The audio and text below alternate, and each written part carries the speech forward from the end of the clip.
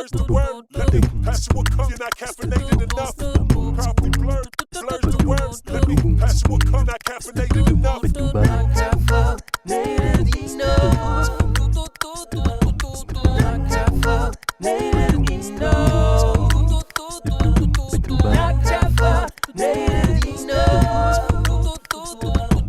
Not caffeinated enough. What's up, Coffee Blurs? Welcome to the last episode of the first season of this podcast. The season finale, if you will. Finale?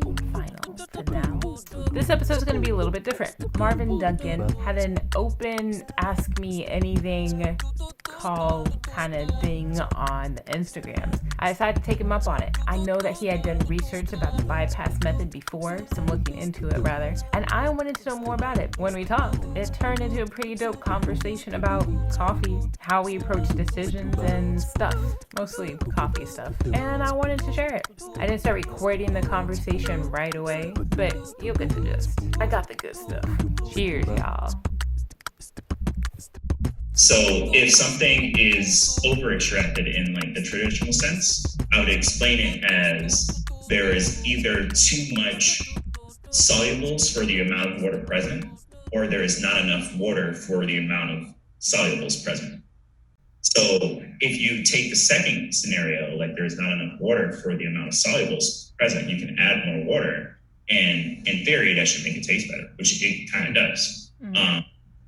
Necessarily adjust the amount of solubles after the brew is done, because like it's just like really inconsistent to like try to brew more on top of like your brew bed after you're already finished, and it just usually doesn't really work out too well from my experience. But that's sort of how I look at it, right? Mm-hmm. So when we go back into bypassing, what I've noticed is, like, if you're going to bypass, it's almost like you want to create a brew where there's too much solubles for the amount of water, and then you're going to be adding the water later.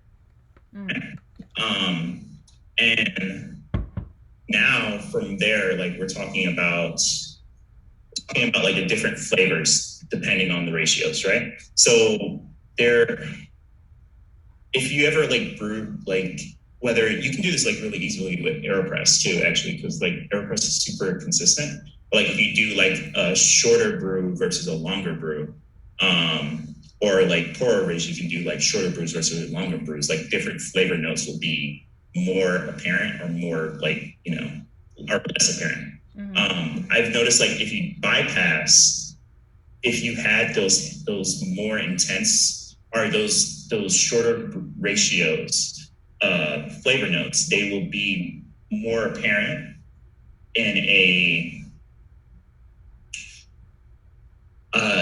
like let's say a 300 gram brew using bypassing versus a 300 gram brew not using bypassing.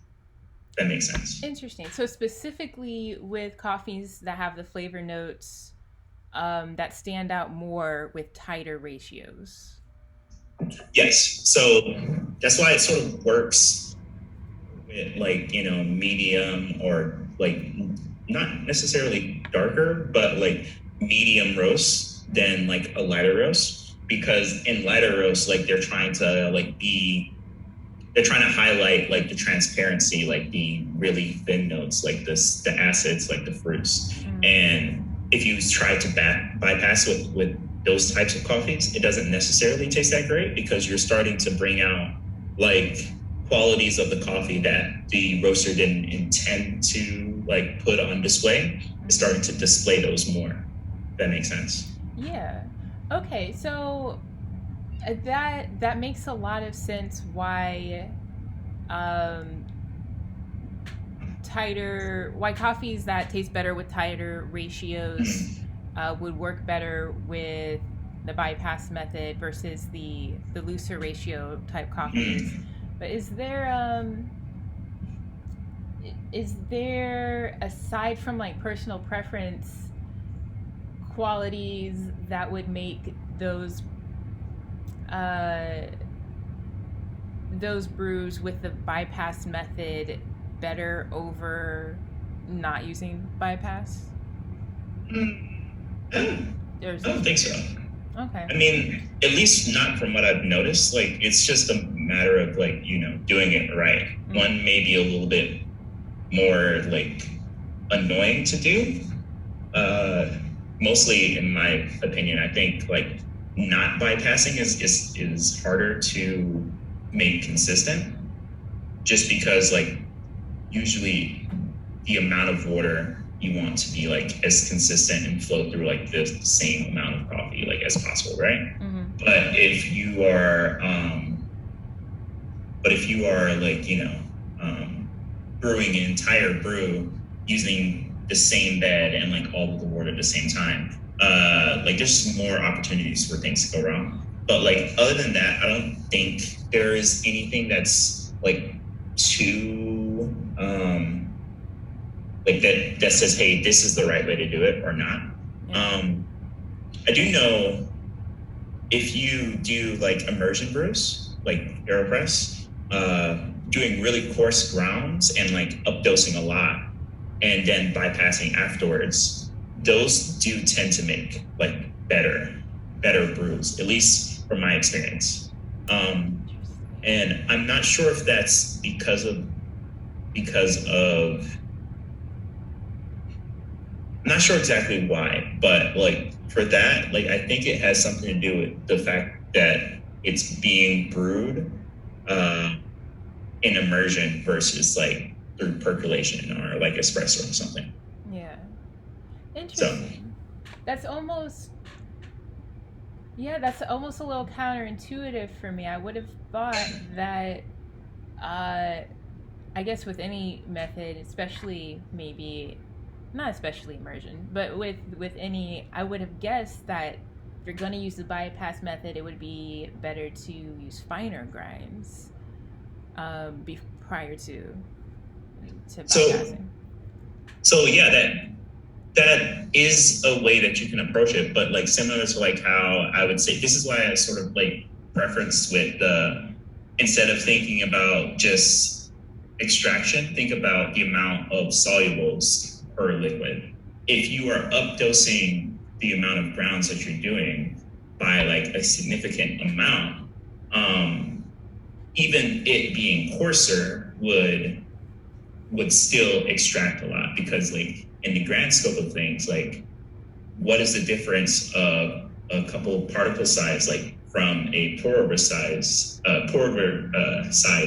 particle versus a like a AeroPress or a French press size particle? Like there is significant, but like only if you are using the exact same like other variables, right? But if you are upping one variable and like changing that variable, like those variables, like it's sort of like counters each other. So it reminds me a lot of that one formula.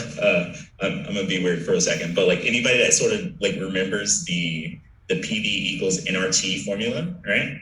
It's like a measure of like pressure, volume, temperature, and what else? Like number of molecules. It's basically supposed to like describe, hey, if you increase like the space inside like the space of something, like it will then decrease or increase, or forget, whatever. But science, physics stuff. And I'm like, it's kind of like that in a lot of ways, like where you got to think of it not as each thing is living in its own world. You got to think of it as like each thing is like interacting, and sometimes if you change the interaction enough, like there are new sets of circumstances that can take place.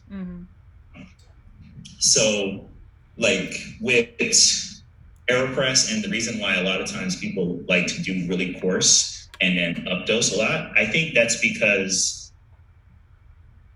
instead of them extracting towards the center of the grounds, like each individual grounds, they're just extracting around the sides, but they're only extracting a certain amount. All right. Let's say. It sounds like that. Yeah, it kind of sounds like the way you just put that it's almost a way to extract less of the bitterness of coffee if it's just extracting more around. Okay. Yes, I think like something that like using an AeroPress with like coarser grounds or like immersion with coarser grounds is for it to not like extract too much of the what do you call it, the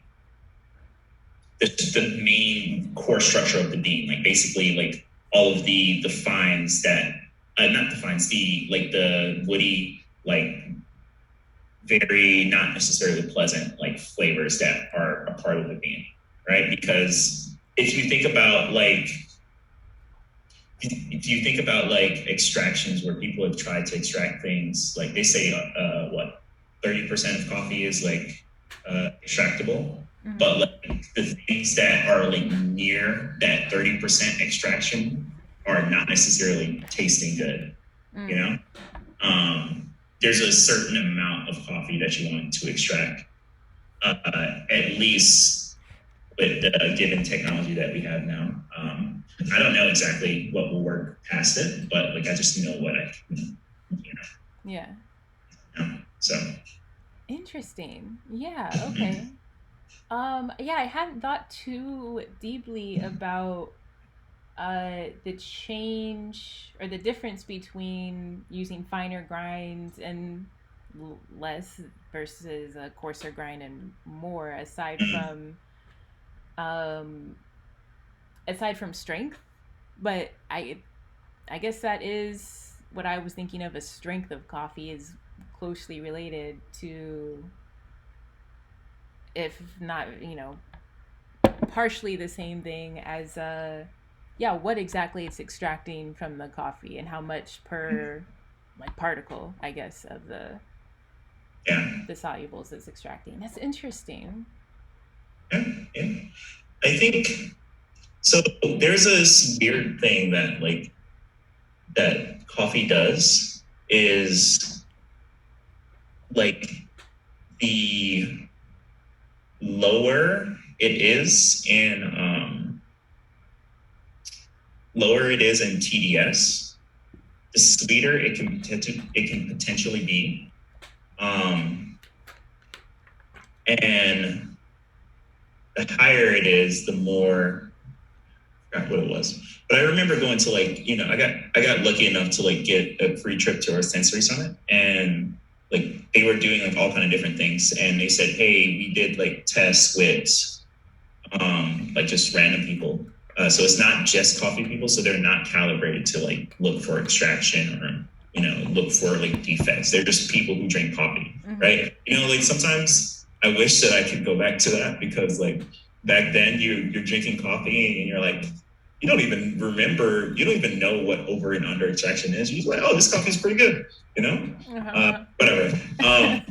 Yeah, they was like, hey, they would give them samples at different TDS levels, and they would ask them to like grade the like the level of sweetness, the level of like different types of like tasting notes, different types of things. And like it's been a minute since I've like reviewed that information, but like if I remember correctly, like the lower something is in TDS, the more you can taste the sweetness. I forgot where I was going with that.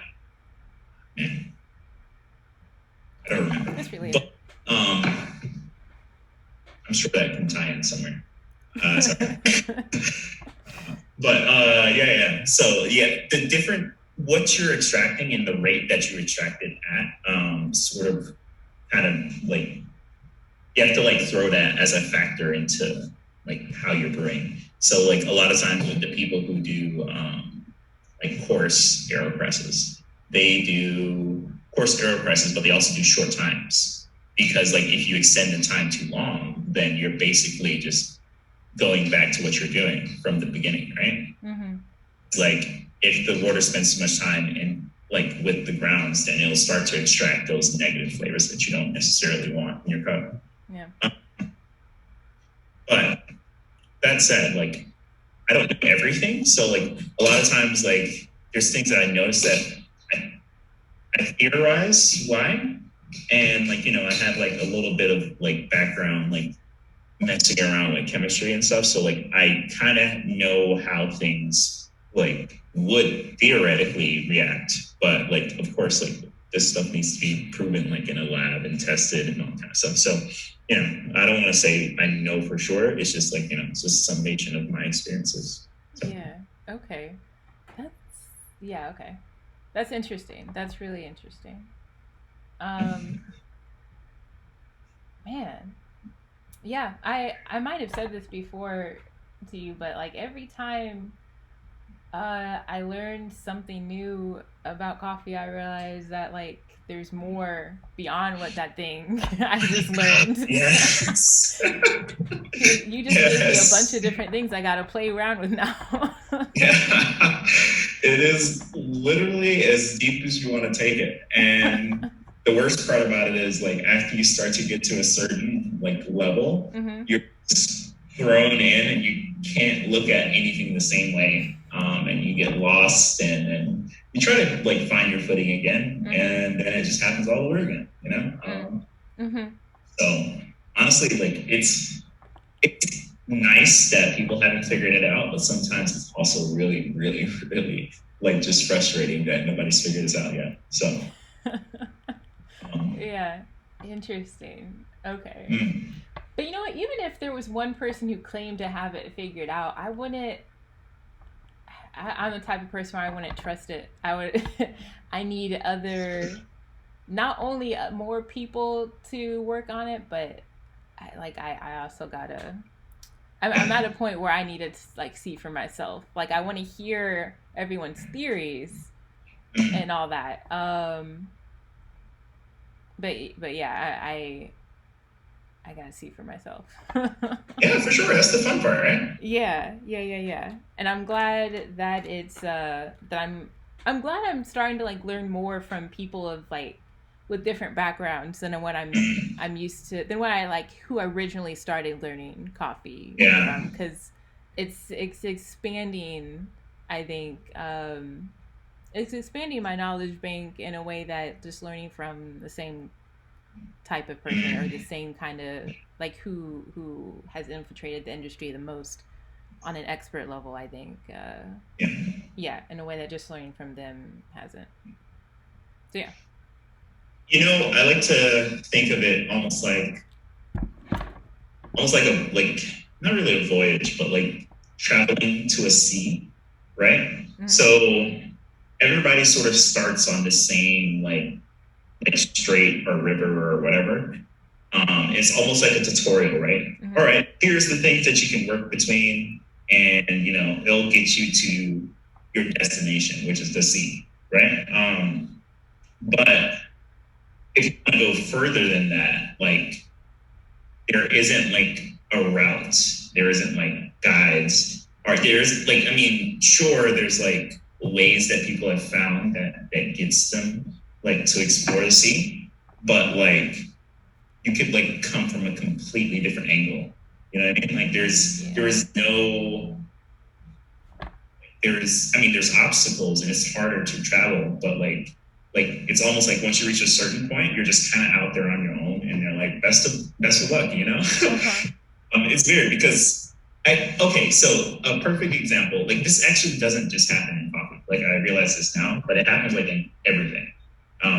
This is really frustrating because like, you know, you don't even know that you don't know anything until after you learn a significant amount of what you think is like important.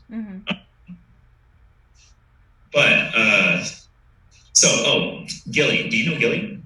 Like the coffee shop? No. So like Gilly's like a relatively newer, I mean, they're not that new, but like they're maybe like 2.5, 3 years or something like that.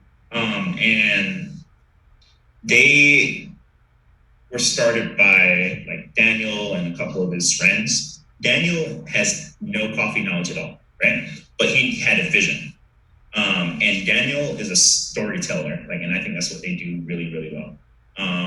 So he was like, hey, I want a coffee shop, but like, I don't want it to be like, just a coffee shop. I want it to like convey messages and stories and all kind of stuff. And they're like, people are resonating with that because they understand his mission, and it's not just about the coffee. And it's, he says it all the time. It's never been just about the coffee. Like, I don't know the most about coffee. And he says, but like, what I want to do is like tell people stories. And he comes up with all kind of crazy ideas for like what he calls elixirs, right? And it's really cool because like it plays off of like his heritage as Jamaican. And I'm like, oh, okay, that's really neat. Like I relate to that. But he's like, it can use coffee, it can use tea or whatever, but he tells a story with it. So I think like the latest one is like sorry. The latest one is like, like chapters of a book, basically, for artists. What's his name? Like James Baldwin, I believe. He does like chapters of drinks that relate to chapters like either of his life or like stuff that he talked about in his book. And I'm like, yo, this is sick. Right? Yeah. And it's so cool, right? Because he's not coming at it with the eyes of like somebody who's a coffee professional or somebody who's been so experienced in coffee that you have to do things this way because this is the way that things work. Mm-hmm. Like, he's coming at it with a completely different route, but like he's still like hitting the mark, Yeah. So yeah, like I think like that happens a lot with coffee too. So like even if you don't learn things in the traditional sense or whatever, like it can work. Yeah, that's fascinating. Is there where can I find this dude? Wait, what'd you say? Where can I find this dude? Or does he have like? Oh yeah, what's his name? You can find him on Instagram. Like they're actually the people that won best Instagram for Spudge. Oh, okay. I'll here I'll show it to you. Okay. But like, yeah, like they're really like their production value, like just on stuff. I'm like, yo, this is pretty cool. Oh man. And they also have a really dope spot. Like, so this is the story, right? Mm-hmm. So hang on. So they're in Stone Mountain. Stone Mountain is like historically not necessarily the best place for Black people, right? Mm. But he is he opened up a shop there, and the shop that he opened up is literally the mayor's mansion, like from like 100 years ago. So like it was the mayor's place up until like 1930s or something. But like he opened up a shop in there, and it's beautiful. Like it's great, and he's building out, and he's like, hey, like it's not just going to be like a coffee shop. He has the coffee shop there, and then he started building out, and he has like a restaurant space. And he's like, I don't want it to just be just like one restaurant. What I want to do is like invite chefs in and have them sort of make meals that pair with the elixirs, because the elixirs like sort of like they change like seasonally as well. So it's pretty neat. And then he's gonna like do something else upstairs and all kind of stuff. I'm like, yo, this is sick. Yeah. So but yeah, like they're dope people. I like them a lot. Interesting. Yeah. Okay. But yeah, that is another great example of a different route on the sea that you can take. There's like, yeah, you're right. Once you get out there, there's endless different routes to take. Oh man, yeah, that's really dope. Yeah. So, hopefully that was helpful at least. Yeah. I haven't been. You probably use AeroPress way more than me now. I used to use it a whole lot, but like now I'm kind of like not necessarily like focused on brew methods, but I'm focused on like, roasting and like, green coffee a lot more. So like I don't really explore as much as I used to into like all the new brew devices or like testing out stuff unless I intentionally have like an idea. I'm like, hey, let's go try this. So I haven't been like as familiar, but like I used to use AeroPress a lot. I think I made the best tasting coffee I've ever made on AeroPress, and I've never been able to make it again. Oh man, You know what? I've had a similar experience until like kind of recently, but it was sometime last year, earlier, like mid 2020, where I had the best coffee I'd ever made for myself on an AeroPress, and it took me a while to replicate it. Like it was, and actually, you know what? If I'm being honest, I still haven't really like it hasn't been as good, and so now I'm wondering like if it was in my head. It almost feels like a fantasy or a dream. Like, did I imagine how good it was? Yes, that's exactly how I felt. Like,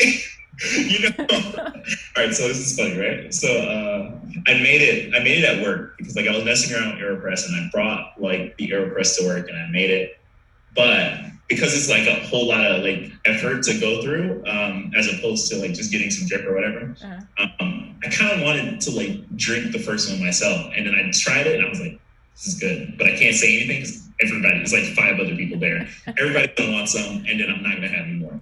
So, so I drank it and then ate some more, and I was like, yo, the coffee that I just had like 15 minutes ago was amazing. Like, you guys have to try it. And I gave it to everybody, and I drank some myself. It didn't taste as good as it did. Because I never like said it out loud. I was like, am I just imagining this? I started everything exactly the same, but like, I don't know. It just, whatever. Interesting. You know what? Now I'm going to have to, oh man, I just like figured I got to experiment more. But as soon as I had the thought like about getting excited to experiment more with the AeroPress, I already have like the same realization, or the same time, the realization that I don't know exactly what to test. You know what? Okay, what I'm gonna do is I'm gonna try to do the exact same brew, because I have 2 AeroPresses, so I'll try to do the exact same brew at the same time and see if there's a difference. Because like maybe the AeroPress is so fickle in a way that the smallest thing that I wouldn't have realized I changed, because I guess that happens everywhere. Or like it can, but sometimes it's maybe not noticeable if you mess up a little bit. But maybe the AeroPress is just that fickle. Yeah, maybe. I don't know if it's AeroPress is maybe, depending on how you brew it. I don't know exactly how you brew it. So how do you typically like make your AeroPresses? Usually I will, let's see. I go with the inverted method, even though I have like the Prismo valve thing. Yeah. For some reason I don't like using it, but I do inverted, and I do, oh shit. I actually haven't used AeroPress in a minute. Let me see, what ratio do I use? I do like 20 grams of coffee to 240 grams of water. Okay, 1 to 12. So I start with 20 grams of coffee. I bloom with 40 grams of water to, I do like 92 degrees Celsius. Yeah. So I bloom to 40 for, is it 40 seconds? Ooh, no, a minute. I bloom for a minute. Yeah, and then I do the rest you said of you bloom for a minute? Yeah. Okay, gotcha. Go ahead. And then I pour the rest of the coffee slowly. I take about 20 seconds to pour the rest of the coffee, and then I immediately start. Well, and then no, I don't stir after that. I only stir the bloom, and I don't stir after that. Yeah, and then I immediately start pressing for, it's like a 2-minute 10-second total brew time, like till I like finish pressing down. Gotcha.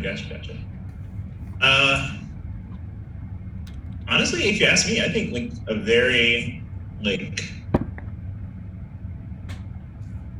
something that I would mess with like right away is like whether or not blooming actually works.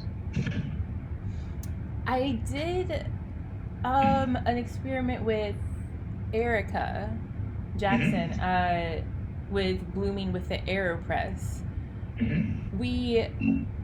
It was interesting because we got similar results. We described our final brews similarly, but she preferred not blooming, the taste of that, and I preferred the taste of the bloom coffee. I also saw, I was reading about some studies done with blooming across various brew methods, immersion. In the specific study, it was with the French press and percolation, and they found that the TDS was higher when blooming, even in immersion, which I thought was really interesting. That's what kind of made me try blooming with the AeroPress to begin with.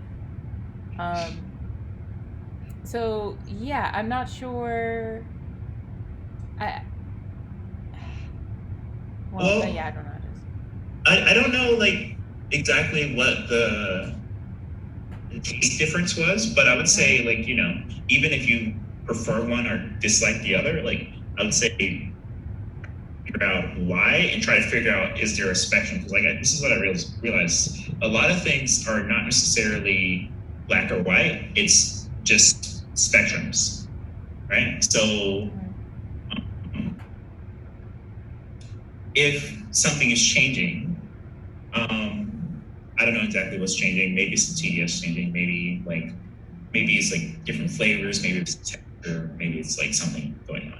But like I would say, see if I can figure out the trend on that. And even with like your pouring speed or all that kind of stuff, because I don't imagine that it changes it that much. But like, you know, just instead of like trying to figure out what works, I like to figure out what doesn't work. Okay. And then figure out why. Which figures out why something does work, if that makes sense. Yeah. It's not weird, but no, it makes sense. Yeah. Do you think that that's more of like your personal preference on how to like find out what works best, or do you think that there's more merit to doing it that way? Depends on how many tools you have.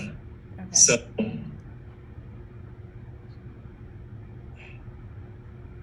I'd say, so if you have like very, very like good ways to measure, like, and I'm not saying you have to have like some kind of ridiculous lab equipment, but like if you have like something where you can like measure it like very like numerically or like set in stone, other than just like taste or whatever. I think like more strategic testing things and seeing the results works better. But like for me in my kitchen, like, and I'm just trying to like test out some random idea, I think picking out something that's bad is a whole lot easier than me picking out what exactly changed between two things that are good and like marginally not very different. You know what I mean? Yeah. Even though it may taste different, they both taste good, and I can't necessarily like pick out why.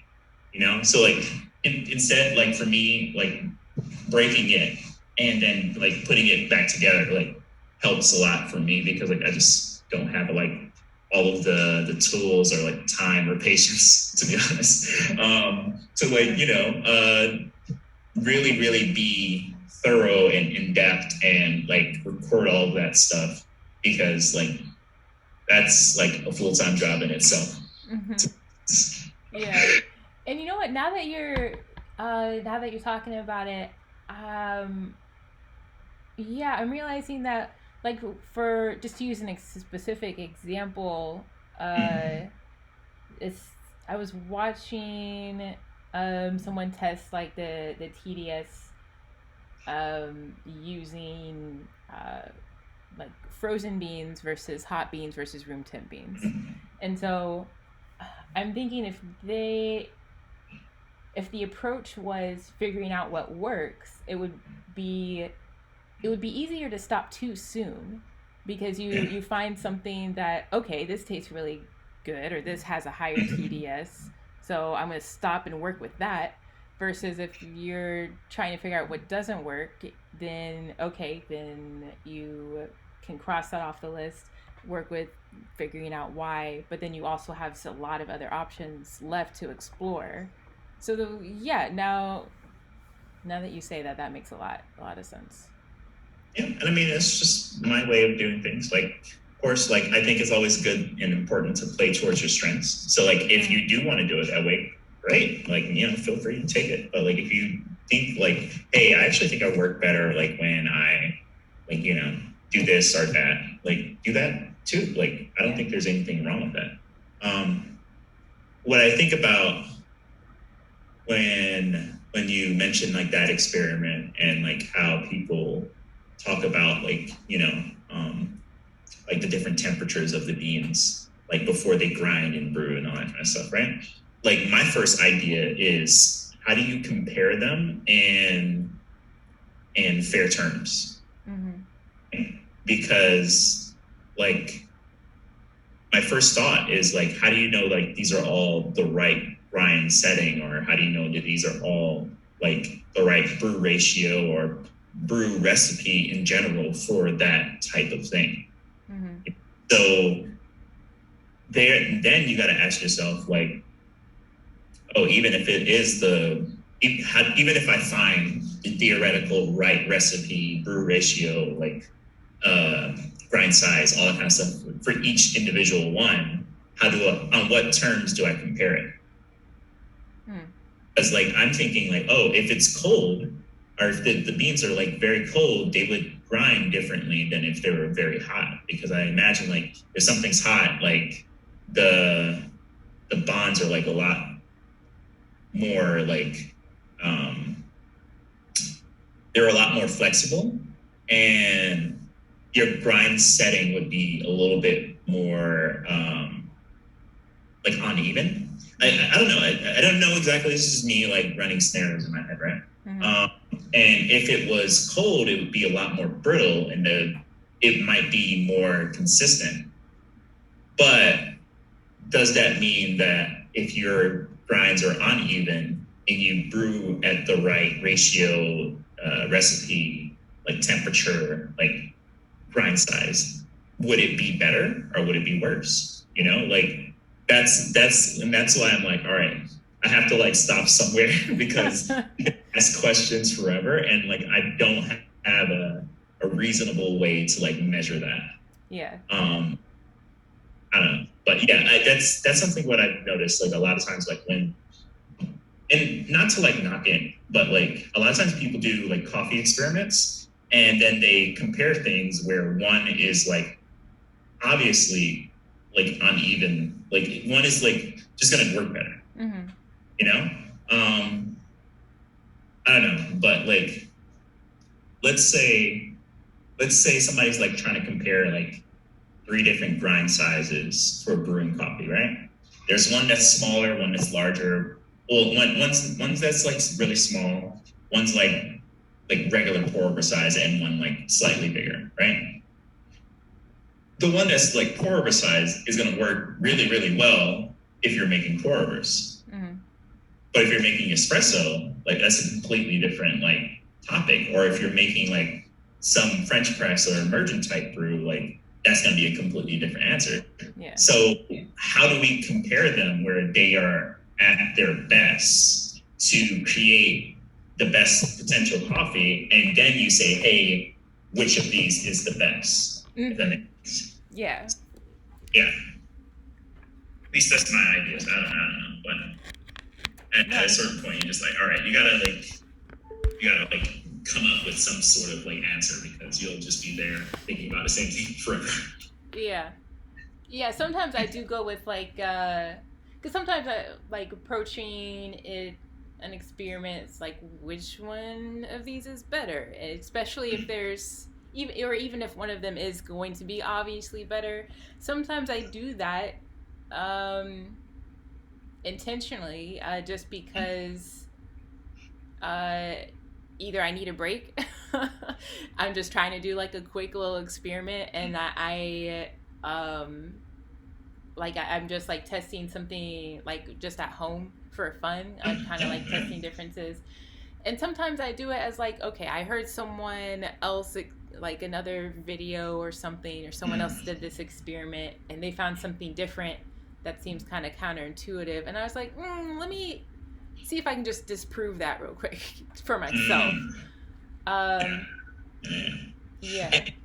I'm not trying to say like being super, super in depth is the right way. It's just that like when you're asking like me, like, hey, which way do you take it? I'm like, all right, I have to do all or nothing, because like I see all of the potential, like, because like sometimes like you do want to know which is the right grind size for or pour over in that moment. Mm-hmm. And that's the right way to like ask that question.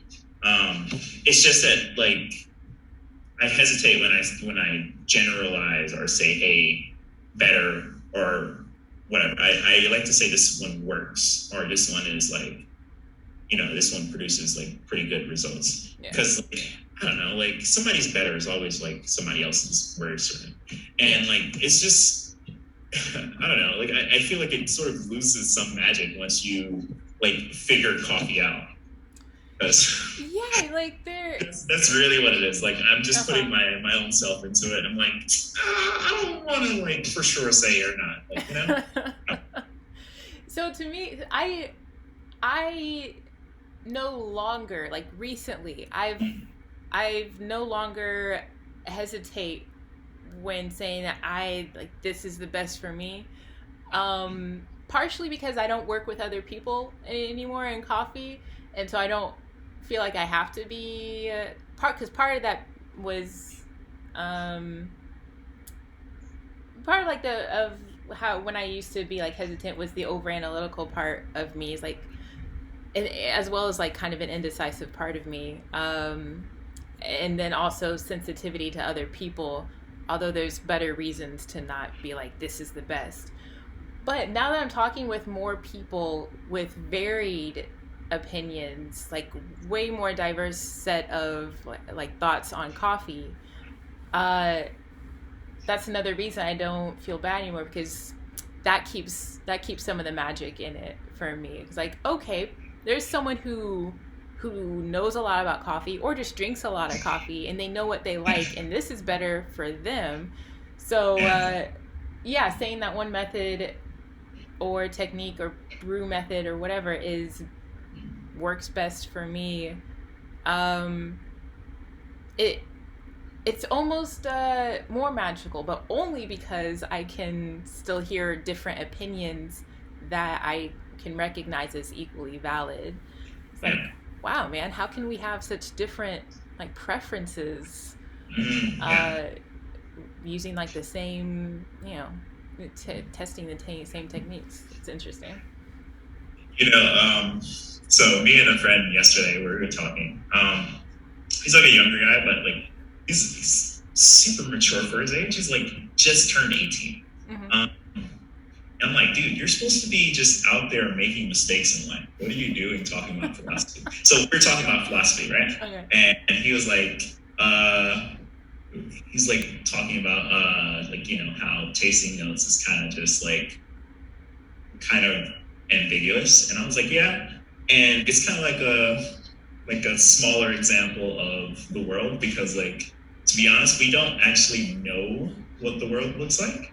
We just sort of know what we think the world looks like, right? Because like, if you're a different type of animal, you may see only certain colors, or you may see more or less colors, and the world may look completely different to you, right? Like you looking at a tree, like tree just looks like a tree, but like other things like look at a tree and you're like, all right, this looks completely different. And we sort of done that a lot with like language and like tasting notes and all kind of stuff, right? So my idea of a blueberry versus somebody else's idea of a blueberry like are different, but I know what people are talking about when they're talking about a blueberry in terms of tasting notes for coffee. Well, not my idea and like somebody else's idea of blueberries, but like my idea of what blueberry tastes like versus somebody else's idea of blueberry tasting like are a little bit different, because like I'm thinking back to like my experience as a child where we used to go blueberry picking, like, and I would eat 5, I would put one in a bucket, eat 5, right? You know, that was like, you know, I was very bad at blueberry picking.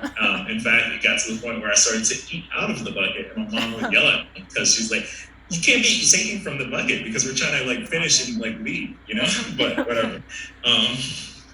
But like, that's my idea of blueberries. But like, you know, like if you're talking about like the lexicon, or like if you're talking about like just general, like, you know, what everybody calls like Ethiopian blueberry, I'm like, this doesn't taste like blueberry to me. What are you talking about?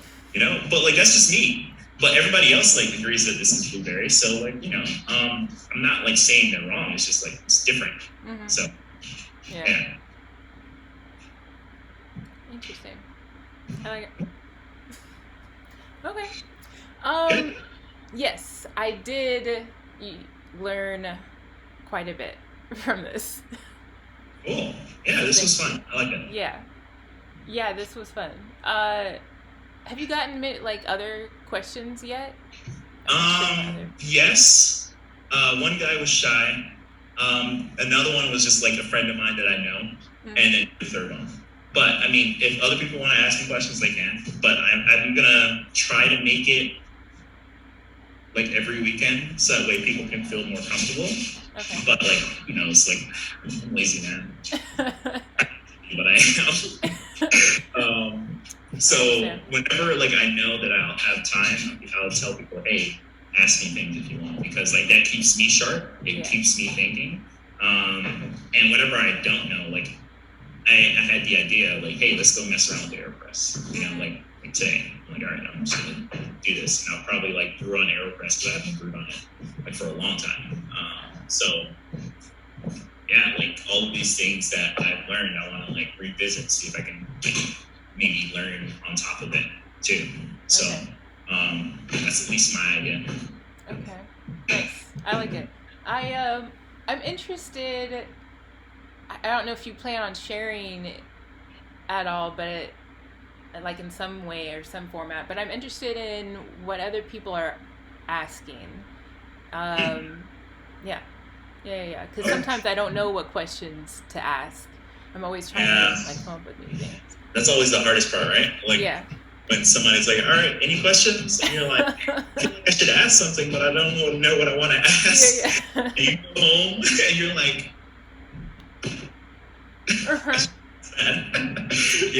yeah, exactly. But yeah. So I don't know. I'm talking to somebody else tomorrow morning, and the other guy, I was like, hey, just he was kind of joke asking, but then he was kind of serious too. But like he didn't ask it fully. And we'll just hang out Monday. So like I'm gonna see him Monday, and we're gonna talk about it. I don't know exactly what he wants to talk about yet, but he's always asking me stuff. So like that's completely fine. And I'll let you know what the other guy and like my friend says on my nick. Okay. So. Okay, dope. Sweet. Okay. This has been awesome. Thanks. Thanks for doing this. Fun. Yeah. All Right. Sweet. Well, We'll talk. I'll see you around, all right? Yeah. See you around. Cool.